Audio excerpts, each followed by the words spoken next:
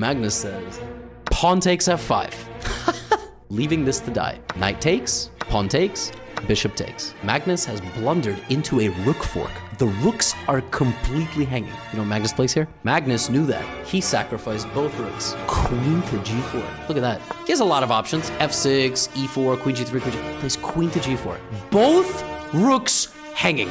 Gives them up. Doesn't need them. Calculating that these pieces are gonna launch an attack on this king. The threat is queen takes pawn with a check. Black's best defensive move is queen f6, at which point Magnus would have probably taken, but now black has the gangster king g7. And if you play discover check with the queen, there is a trade, and at the end of it, the rooks are still hanging. So you would probably have to move the bishop and give up one of the rooks. But his opponent plays king g7, and in this position, Magnus has one and only one winning move. It's time to bail out. He's probably gonna have to sacrifice the bishop and then play rook b1. No, my friends, the best move in this position is to sacrifice the rooks with pawn to e4. What?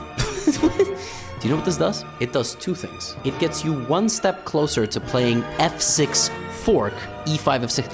Most importantly, this move opens the door for the bishop. It doesn't matter which rook dies, because the idea is to play e5, f6, and bishop to h6. And somehow, Magnus calculated his opponent cannot do anything.